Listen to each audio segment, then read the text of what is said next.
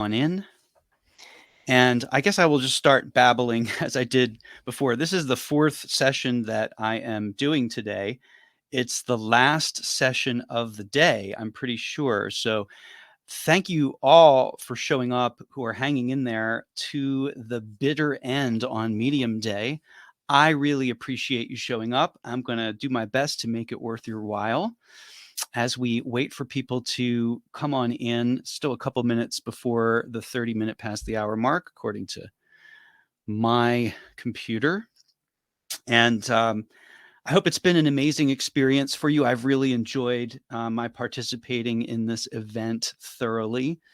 And this will be my fourth and final talk for the day. But I invite you, if you're interested, to stay in communication with me. My name is Eric Teplitz. I am a life coach, and I make it my mission to live with passion and authenticity and to help others do the same. When I work with people as a coach, what I'm doing is trying to help them get in touch with what is really most important to them and then help them align their life accordingly.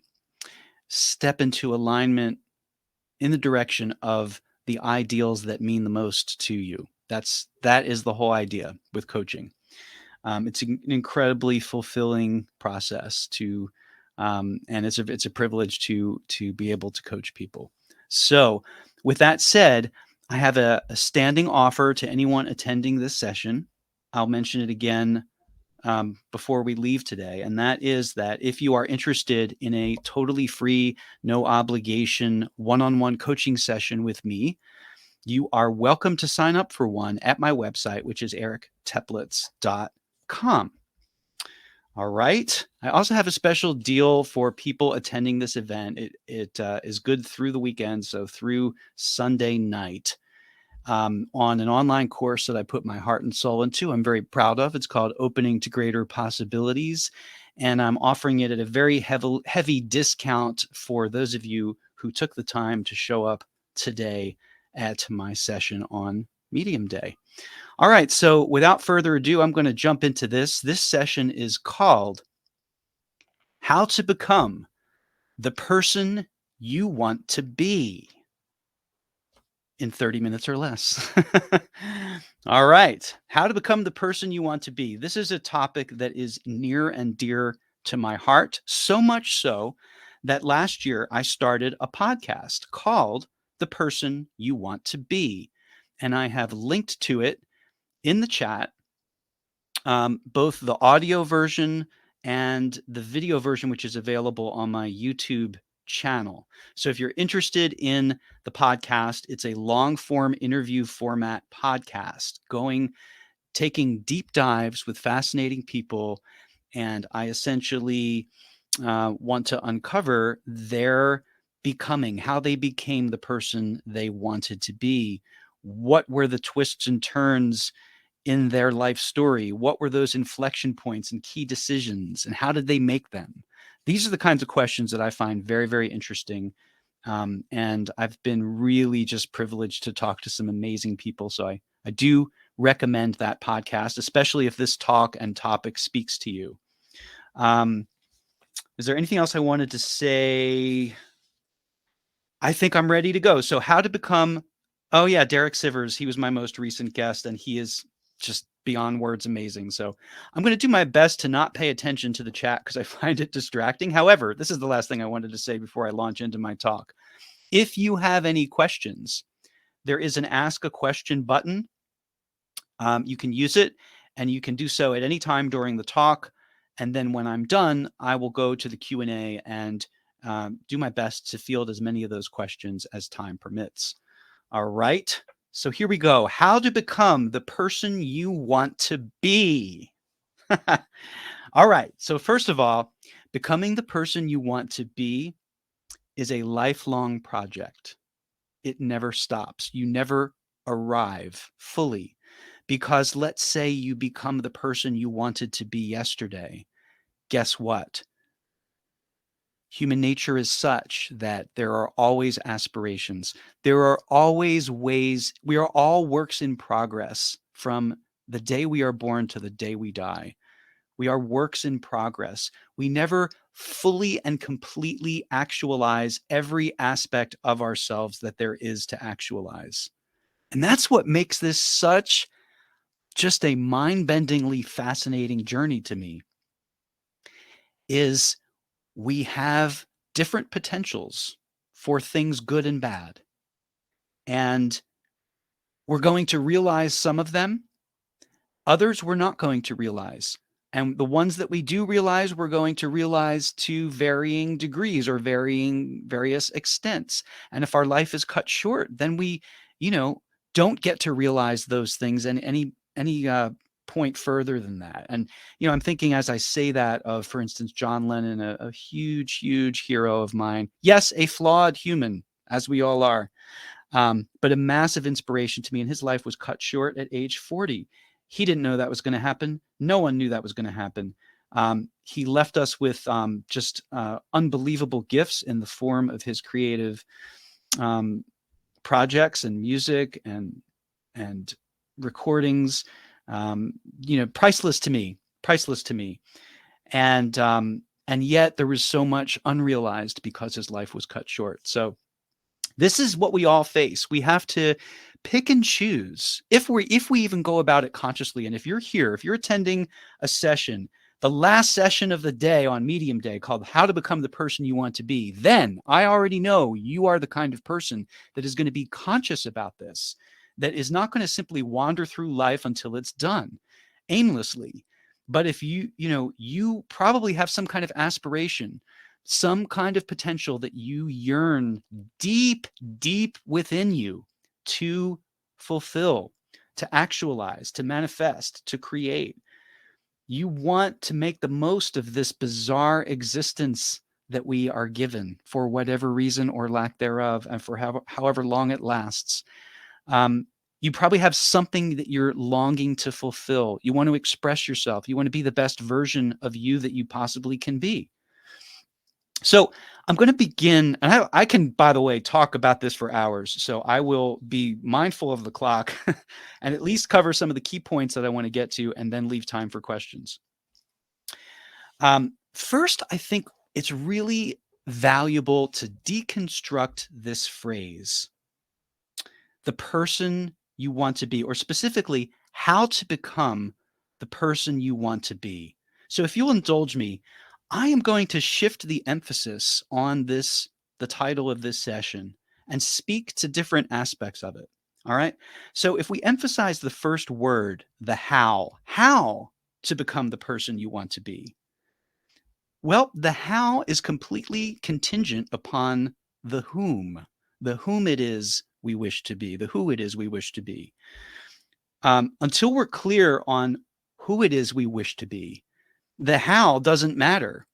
And the how can be figured out. We don't have to know the how. If we are clear on the who or the what it is we want to be, then the how just is completely contingent on that.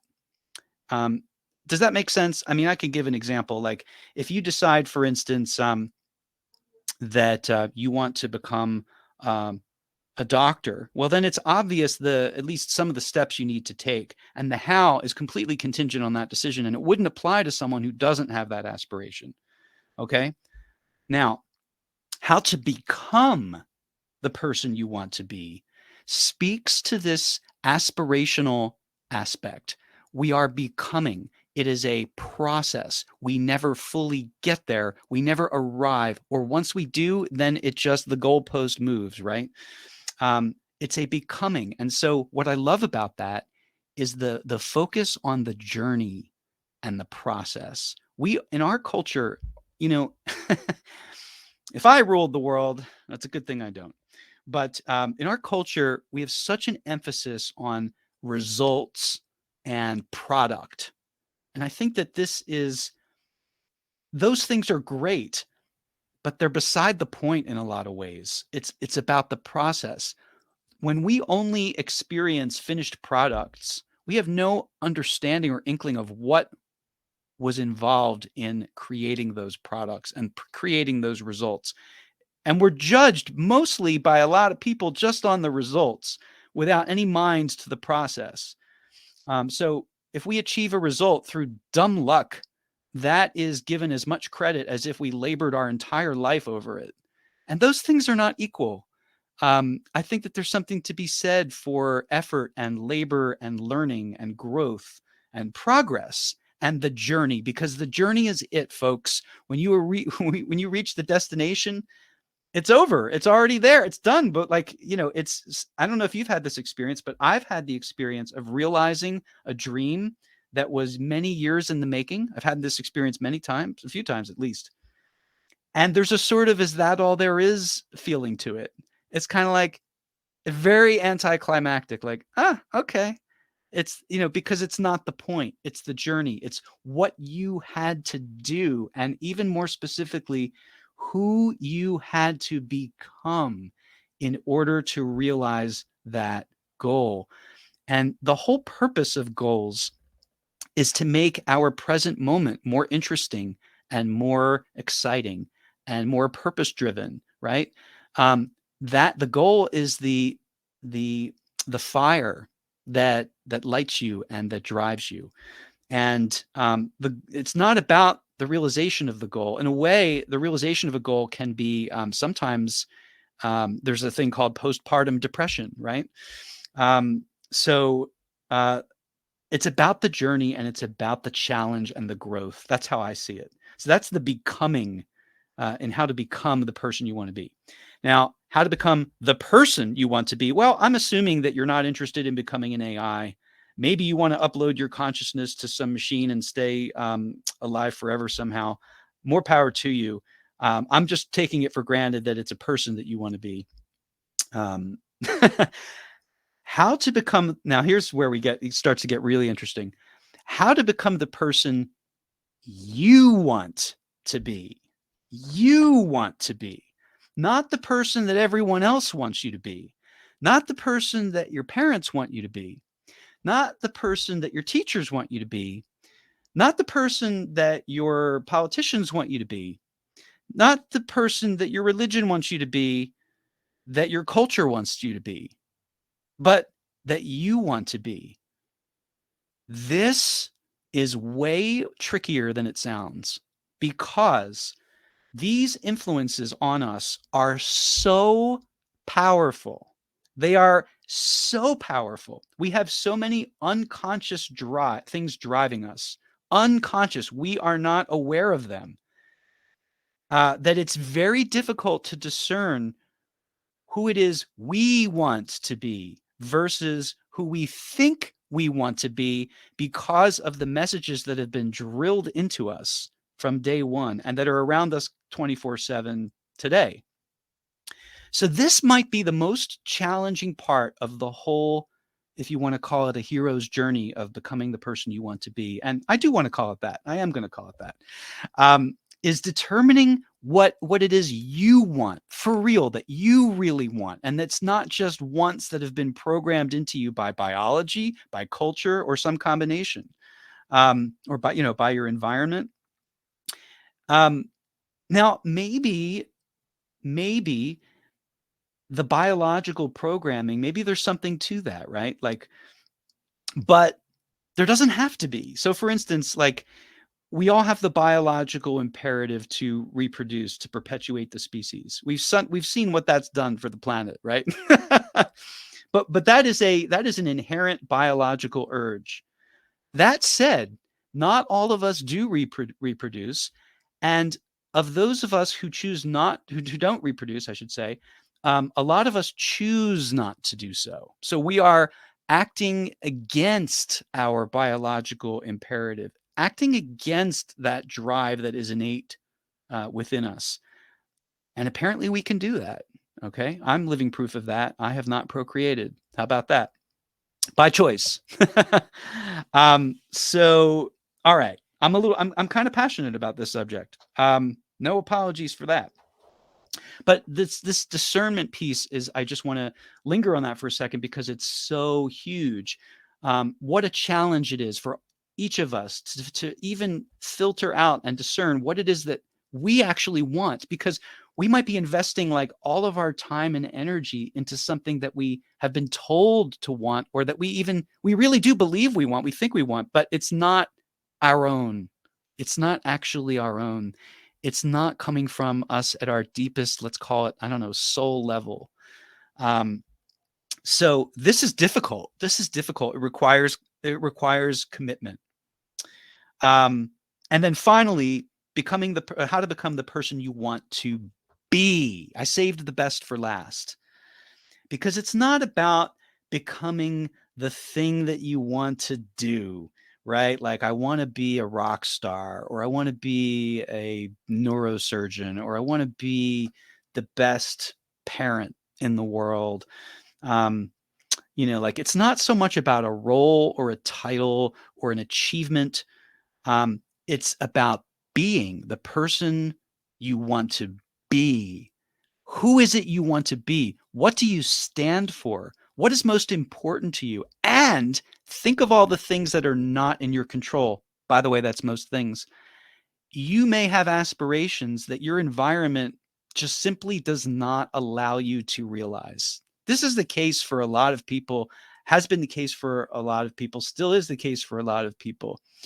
If you live in a culture, I'm going to use an extreme example, but, like, if you're living, let's say, in Nazi Germany, you can have all the aspirations in the world that you want, but you're going to be very, very, very limited in realizing them, especially if you happen to be Jewish or anything that the Nazis don't approve of or like. So this is a really important point, and it speaks to Viktor Frankl and man's search for meaning. He was a Holocaust survivor who survived about 3 years living in a concentration camps, watched most of his relatives perish in the concentration camp, and came to the conclusion that the one thing within his control was that pause that takes place between stimulus and response. He could choose how he wanted to show up in the most unimaginable situation, truly unimaginable. And who would want to imagine that situation?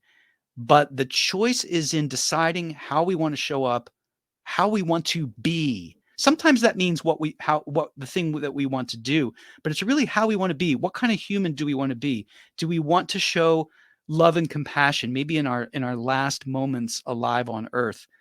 How do we want to show up throughout the course of our day, even in situations we may not have chosen or that we feel trapped in? Um, so it's this idea of becoming the person you want to be. In a sense, it transcends simply like, I want to be a writer, I want to be president, whatever. No, it's the person you want to be. What ideals do you want to realize through the experience of your living life? What do you stand for? What's most important to you? What do you want to be a vessel for, a vehicle for? Yeah. Anyway, so that's just the topic, looking at the topic with an emphasis on different words within it, how to become the person you want to be. You can see why I started a podcast on this subject. Um, so I want to, before I don't know if we have any questions, but before we get to any questions, I want to talk a little bit about my own journey in the hopes that maybe it would be helpful. Um, because this is a question that I have wrestled with really my whole life and continue to wrestle with. And back in 2014, I was unemployed for an uncomfortably long stretch. Okay. I did not expect it to take this long to find a new job. And I basically depleted all my savings in the process of being unemployed. But I can tell you that I put that unemployed time to very good use. And the first talk that I gave today was actually called 7 Habits for Highly Unemployed People and Others. And it was based on a Medium article that I wrote, which was based on my experience of being in that really miserable situation of unwanted and long-standing unemployment. And you go through so many indignities, as anyone who's been through this process knows, of searching for jobs, applying for jobs, going through the whole process. It's very dehumanizing, very It can be very demoralizing. But I was determined to make the best use I could out of that time unemployed, realizing that the gift within it was all of this free, unstructured time that I would not have if I had a full-time job. So one of the things that I did, one of the 7 habits I mentioned was writing and publishing. At the time, I was not publishing on Medium. I was publishing on my own blog, which I called Eric's Inspired Living Blog. And here's what I got the idea one day to do this question of what do you want to be when you grow up? Right? We're all asked this question. And I just find the question itself, I mean, in some ways it's offensive and insulting, but it also, it also is worth considering. And depending on the context in which it's asked, it can be a fun question and even a helpful question. So I wrote a blog post just analyzing the question itself. And then I decided, you know what? Just because I think it might be cathartic and therapeutic and possibly helpful to other people, I'm gonna revisit my life, the entirety of my life up to that point. And I'm going to consider every effort that I made to answer that question of what did I want to be when I grew up? What do I want to be when I grow up? So I went as far back as my memory could take me and recalled all of my answers to that question, and then how I went about trying to realize my answer to that question. And naturally, I encountered many a roadblock, and I had to revisit that question of what do I want to be when I grow up multiple times, and I never did it to my satisfaction. It's certainly at least not in terms of a career or an occupation. And this was caused me immense emotional and psychological pain. It really bothered me. Um, at times in my life, I had total clarity on what it was I wanted to be, but I just wasn't able to make it come true. At other times, I was completely lost and had no idea what I wanted to be. And that was extremely frustrating, especially coming from a place of having once had that clarity, because then everything else, if you know the experience of deep in your heart having a burning desire to do something or be something, then you know what it's like to not have that, and nothing compares to that. So I just literally went chronologically through my life, and I didn't realize how many blog posts it was going to take me. It ended up, I made it a series, and it ended up being 10 posts long in the end. I didn't plan it that way. But I had promised at some point that like I was going to answer the question as it stood for me currently in the moment, after retracing my history with the question. And so in the last blog post, part 10, which by the way works as a standalone, and I am going to do this for you. I am going to save you the trouble of finding it, and I'm going to link to it in the chat, okay? Because if you've listened to me thus far, then I think you'll be interested in this. Bear with me as I have a massive archive of blog posts, but I will find it and I will put it in the chat. Of course, give me just a moment. Please. Please stand by. I predict this will be about 30 seconds from now. All right. So again, if you go into my blog archive, you can read to your heart's delight. There's just a ton of stuff in there. But this is part 10 of what do you want to be when you grow up. And it's a good sort of yeah, I'm proud of that post, even still. And what I concluded, not to ruin it, not to total, spoiler alert it, but what I concluded, and it took me 10 posts to get there, was that the answer of what did I want to be when I grow up was not an occupation, and it was not a title or a career. It was really who do I want to be? And what qualities do I want to embody? That really was the essence of it. And it's a pretty long list. So I invite you to take a look at that on your own time after we're done here today. And I knew this was going to happen. I have more things I want to discuss. Let's see how we're doing in the Q&A. Yeah, there's a bunch of questions. Okay, so I'm going to just try to wrap this up quickly and point you in the direction of my podcast that I mentioned at the very beginning, and that is linked to at the top of this chat. And specifically, I would recommend. So I'm in the second year of doing this podcast, and in season one, as I call it, last year I did 17 long form deep dive interviews with people, with a variety of people, about this concept and topic of the person they want to be.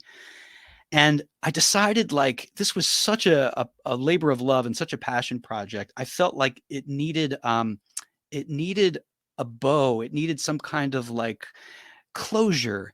So I went back and went through all 17 episodes and pulled out what were sort of the most like I felt important, or I don't know, the important clips. I wanted to capture something from every guest. And what I d when I while I was doing that, I noticed some patterns. And so if you go to episode 18, which is the season 1 finale, that would be my recommendation of where to start with this podcast. And I think you'll find gems offered by my guests, not by me, but by my guests, really gems on this topic. And I sorted them out into categories. And what I learned was, here are basically like 4 of the really important aspects of answering this question of who it is you want to be, which again is a lifelong project. The first part is you have to tap into your own inner wisdom. The answers are always going to come from within. Um, the second piece of it is that at some point you have to declare what it is you want. Whether again that's some kind of goal or dream, or whether it's just like I want to be this person, this kind of person. You have to declare it and step into it.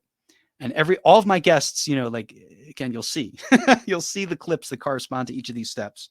The third step inevitably involves taking risks and being courageous. At some point, you have to take a chance, and it's going to be some degree of terrifying. Um, it's facing your fear, jumping into the unknown for a compelling reason. And then the last piece is, there were a certain number of guests that really became clear about who they wanted to be through their pain, that their pain, their greatest wound, trauma, suffering in life ended up being the thing that gave them the means to understand, to give them a sense of purpose of who they wanted to be. Most likely, right, to try to alleviate the same suffering in others. So anyway, those are 4 key aspects of becoming the person you want to be. I want to thank all of you deeply from the bottom of my heart to listening to me just rant on this. And thank you for staying up late in some cases for this talk. I want to wish each and every one of you the best of luck, because luck is real. Luck happens. So the best of luck with your own journey in realizing your aspirations, becoming the person you want to be. I want to repeat my offer to anyone here. I have a limited number of slots. I think there should still be some available. If not, contact me through the contact page on my website. But on my website, ericteplitz.com, you can go to the coaching tab. And if you're interested in a free coaching consultation with me, I'm happy to offer it to you to help you perhaps on your journey of discernment, and to help you just move the needle if you're in a stuck place. So anyway, there you go. What I'm gonna do here is I'm gonna speak to the Q&A, and since you're staying with me, as far as I know, that I don't think they're going to shut this down. Maybe they will. If they do, I have no control over that. But I'm going to do my best to answer the questions that you have here, and it might go, it's going to go past the official stop point. But I'm okay with that if you're okay with that. All right. So I have a question here, and actually, all right, these are not in any, and these are just in random order. Would you talk about the difference between being and doing? I am happy to say that I am the person I want to be. Congratulations. And yet, my much loved 40-year career has become unsustainable, slipping away. I must have a new career to survive. I'm not able to, nor do I want to retire. Share your thoughts. Wow. Huh. Okay. that's that's a lot. I could do a whole talk on just trying to answer your question.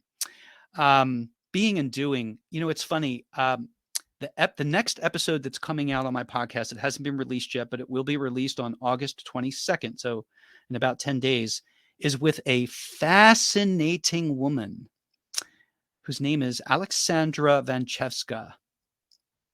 And she has a podcast called, are you ready? I'm not making this up. Being and Doing, the Being and Doing podcast. Check it out. She's wonderful. Her guests are wonderful. Yeah, Being and Doing. Well, I would say, oh man, that's a hard question. Doing is obvious, right? Your doing involves activity and action, and being, I think the key to being is presence, is being in the moment and really experiencing what is happening right now with a keeping the inner chatter to a minimum. Really, really hard. The best practice for getting better at this is meditation. And I have some articles on Medium about this. I recommend one called Begin Again. And I also recommend the 7 Habits article I mentioned earlier. Yeah, meditation is a helpful way of being, but it's not required. Journaling can help you. Anything that brings you and centers you in the moment where you're experiencing what's actually happening as opposed to just the story going on in your head. That's being. That's my best answer for that. And your question about trying to pivot into another career, you're welcome to take me up on a coaching call with that. That's a huge, huge, huge topic. All right. I don't know if anyone, it looks like people are still here, so I'm going to continue answering these questions. By the way, thank you for your questions. All right, let's see. The next one says, the start of the pandemic turned my life upside down. In hindsight, it was a huge gift. It forced me to shift from chapter 2 of my life to chapter 3. I'm worried that when it comes time to go from chapter 3 to 4, in parentheses, retirement, I won't have the courage to do it voluntarily. I have enough money, but I like making more money. Okay. Can you share some tips to help me take this leap? I know 2 years into retirement, I will wish I had done it sooner. Uh, well, didn't you? I think you answered your own question.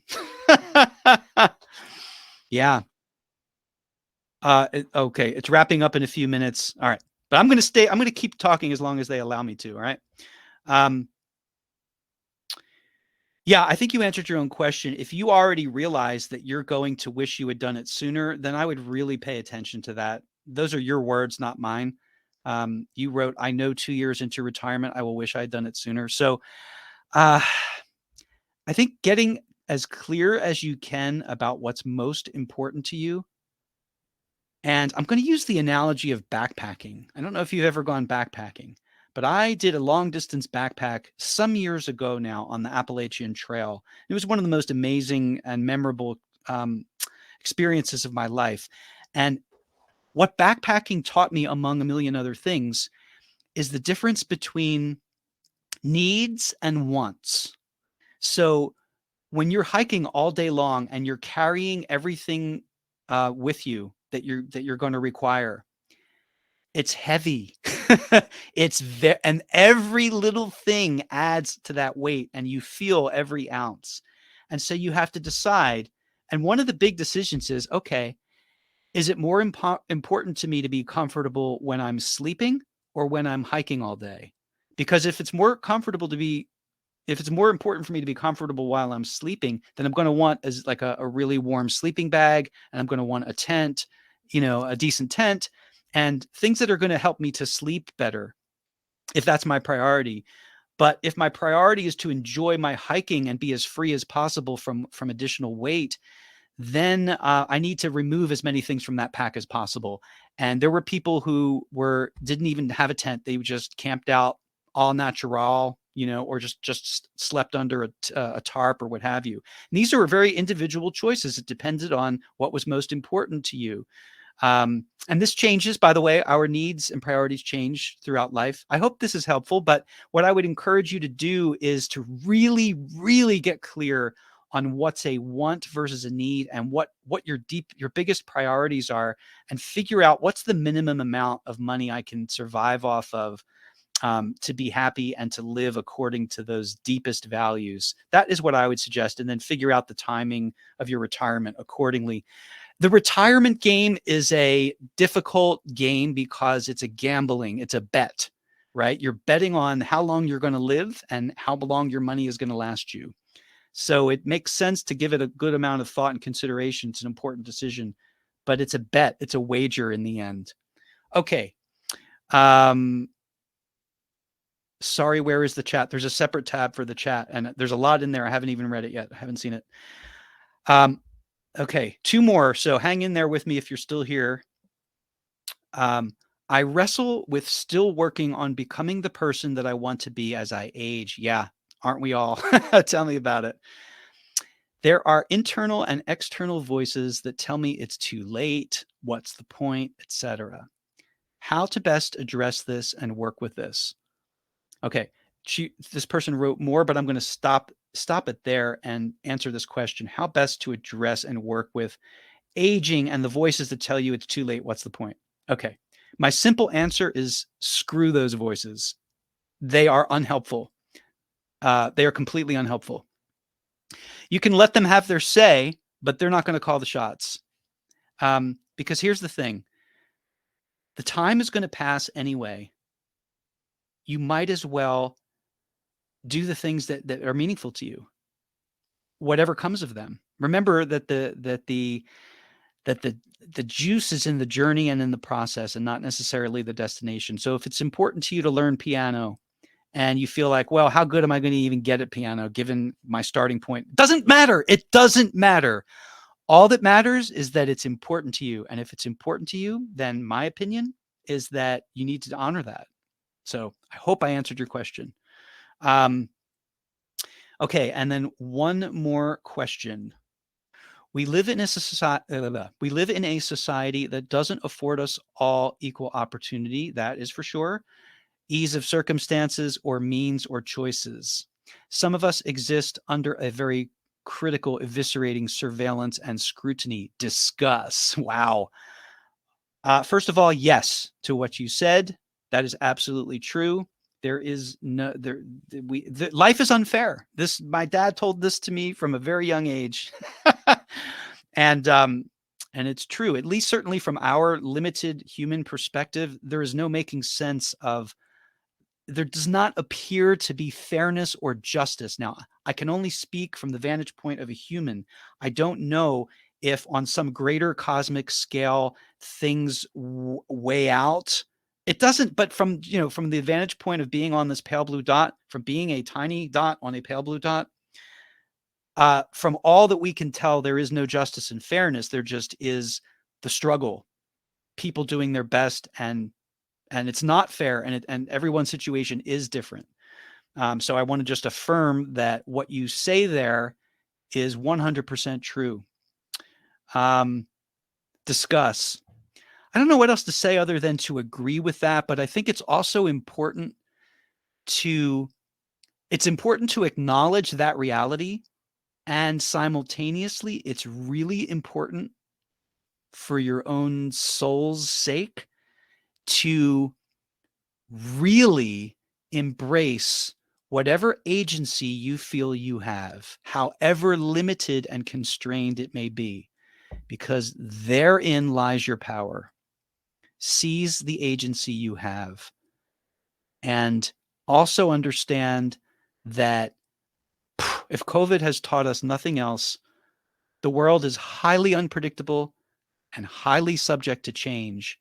So I would recommend for everyone being grateful, trying to focus on the blessings in your life. It's hard. I think we're all biased to the negative, to see the negative, because it's a survival mechanism. The more we can cultivate gratitude for the blessings in our life, and the more that we can claim our agency, however limited it might be, but where we have it, that is where the gold is. So thank you all again so much. And thank you for hanging in there with me into the wee hours here. My name is Eric Teplitz. As I said, I'm a life coach. Please visit my website. There's a ton of stuff, and actually a ton of free stuff, I might add, that you can access through the website.